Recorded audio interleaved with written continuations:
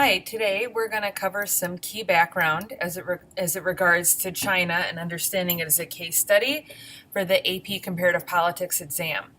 First off, I think it's important to understand why China is one of the six countries. I think that economic growth and development is one of the important themes of the course, and it would be hard to understand those terms without looking at China. For more than 3 decades, China's gross domestic product has grown an average of just under 10% a year, double the rate of other fast-growing Asian tigers such as South Korea, Singapore, and quadruple the average growth rates of the United States, Japan, and the United Kingdom. So if you're going to study a topic like development or economic growth or GDP, it would be important to have China as something that you could talk about. Second of all, it has a really unusual history and situation. It is the largest populated country in the world. It is the largest communist country. It would be difficult, in my opinion, to really understand different types of governments if you excluded communism. But also, it's a communist country that has undergone a lot of economic reforms, which have made it more open to capitalism. There's an ongoing debate about whether or not China is still a communist country or a capitalist country or sort of transitioning to capitalism. But it would be important to understand China to be able to participate in those discussions. But also when you've got Russia, which is another country that's in the AP Comparative 6 case studies, which used to be a communist country, there's a lot of interesting comparisons that you can make between the two of them because of their shared communist past. And so it would be important to have China as an opportunity to be able to compare on our buffet of countries. So what I wanted to do was to talk a little bit about key background that would be important for understanding. For those of you who have taken AP World History, you've gotten in depth and talked about the topic of Confucianism, which is pretty important for understanding the modern background of China. And that Confucianism influenced imperial leaders because it emphasized a fixed set of hierarchical roles, including not questioning, for example, your country's leaders, but it also emphasized the meritocracy, which then helps sets up the Chinese bureaucracy system, which then influences the creation of the modern Chinese state. And it also emphasized obedience to authority. And so those things we all see as a continuum in that they start very early, like during the Han Dynasty, but they continue to this modern era. Confucianism also helped foster the development of the Chinese civil service, which was a corps of educated men chosen on the basis of a rigorous series of competitive exams, testing their familiarity with Confucian thought. And this notion of a meritocratic professional bureaucracy didn't exist anywhere else in the world, but it did exist in ancient China, and it continues throughout Chinese history. And what it means is that there is always a large amount of centralization, that the government gets to control a lot of aspects of how things are done in the country, and then an educated elite is involved in controlling those aspects of the country, and that continues today, but under the auspices of the Communist Party. Confucian thought helped establish political continuity in this meritocratic system in China, but over the centuries, these ideals became inflexible and outdated, and during the early 20th century, bureaucratic examinations were still based on this very old Confucian dogma, and so it's important to understand just like how long that Confucian thought really lived to the day. Political scientists say that this rigidly conservative Confucian ideology placed China at the center of the world, viewing newer outside information as unimportant and rejected changes that would disrupt this imperial system. And that this Confucian thought sort of lends itself to China becoming an isolationist country. And China is very isolationist. It considers itself the center of the universe. It doesn't interact with a lot of other countries, particularly outside of Asia, which obviously, has a real clash when we get to this stage where it interacts with Western imperialism. China could reject technology and embrace isolationism because it didn't have any real regional rivalries in that same way, and it allows it to sort of develop in this isolation until we get to a period where the Portuguese first come to China, and then it leads into further imperialist countries coming to China, including Great Britain, and we have this long sort of period of disruption, which takes out this history of dynasties.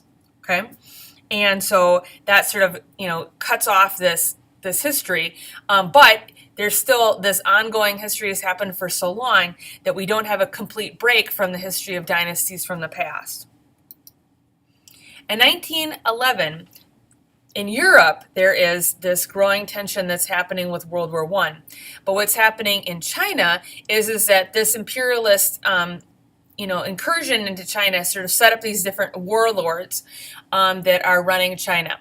And two groups developed to challenge the warlords. One is the KMT, the Kuomintang, which is led by Sun Yat-sen, and the other is the CCP, the Chinese Communist Party, led by Mao Zedong. And it's important to understand these two groups. Okay, the KMT was aided by student protests that happened in 1919 that came to be known as the May 4th movement. And this was a nationalist movement that rejected foreign interference in China and called for modernization, radical reform, and a break with values and institutions, including Confucianism. The CCP was also founded by leaders in the May 4th movement. However, they adhered to the principles of Marxism and Leninism, and they sought to organize China's working class to resist the exploitation of both foreign imperialists as well as domestic warlords. And they both have different sort of philosophies about what they think China needs to do. Okay? Chiang Kai-shek becomes the head of the KMT's armed forces, and what we have is, for a while, the Soviet Union is supporting both of these forces. But eventually what happens is the KMT becomes more of the regional leader. And then it seeks to crush the CCP. It seeks to crush any sort of dissent in the country and becomes very dictatorial and corrupt. Mao Zedong arises as the leader of the Communist Party. He believed that what they needed to do was different from what they had done in Russia, and there needed to be a communist revolution that was led by peasants, not just by the working class. He organizes a long march that lots of people die in through 1934 to 1935 to reorganize the Communist Party and to set it up so that they have united the peasant movement to be able to fight the KMT. In 1937, the KMT and the Communist Party joined together in a united front against Japan, which had launched a full-scale invasion of the country after lots of previous smaller incursions. And this national front, they go after the Japanese. They're not totally in love with each other. They're definitely still fighting each other, but they're more fighting the Japanese. But after they kick out the Japanese, the People's Liberation Army, the PLA, which had been organized under Mao, is actually more successful in taking control of the country. And they use this tactic of peasant guerrilla warfare, which is very different from how the Soviet Union was formed, where they had a group of urban intellectuals who seized control through a coup d'etat during World War I. So we have a real difference in terms of how they come into power. But the CCP pushes out the KMT, and in 1949, the Communist Party sets up the People's Republic of China, the PRC. The KMT flees, and they go to the island of Taiwan. And they say that instead they are the real Republic of China, and they are the legitimate government of China. And to this day, we have two places, the large country of China and the smaller island, who both claim to be China. The PRC was never recognized, has never recognized Taiwan. They say it's a province of their own country and that someday it will return to mainland control. Historically, until the Nixon administration, the United States recognized Taiwan, but didn't recognize China. Now we recognize China, and we don't recognize Taiwan, although we do things like send them military aid, so obviously we do recognize them. But that's part of the reason why there was so much when Donald Trump called Taiwan and recognized Taiwan as a country, is it deals with, more than 30 years of precedent of us just relating to the People's Republic of China as the China. During this time, there is a temporary alliance between the Soviet Union and China, but that relationship between China and the Soviet Union becomes very complicated. Under Chinese communism, they need to do a large development project in China They look to the Soviet Union for leadership. The Soviet Union, however, is starting a period of de-Stalinization. It's the Khrushchev era, and they're making a transition away from Stalin. But Mao looks at Stalin and says, I think that he had a good idea in terms of really being able to nationalize things and put things together. And so right away from the get-go, even though China and the Soviet Union are right next to each other, they're both communist countries, they do not necessarily get along because they have completely different interpretations of how communism should work. So China diverges from the Soviet-style path. Mao originally starts off with this policy of 100 Flowers campaign of 1956, where he encouraged public criticism and dissent, but then he shuts that down. And he begins to see that Soviet de-Stalinization is a retreat from communist ideals and revolutionary change. And instead they say, nope, we want China to be this vanguard of the world revolution. And China implements what's called the Great Leap Forward from 1958 to 1960. And that's a big break from the Soviet model. Instead of having highly centralized planning, Mao reorganized the Chinese people into a series of communes, which were to serve basic social and economic functions, from industrial production to healthcare.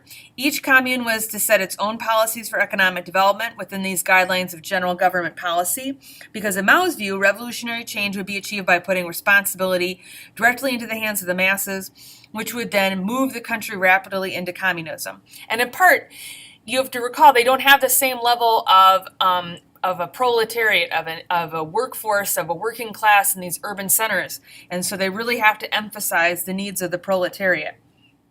However, the Great Leap Forward campaign is not seen as successful.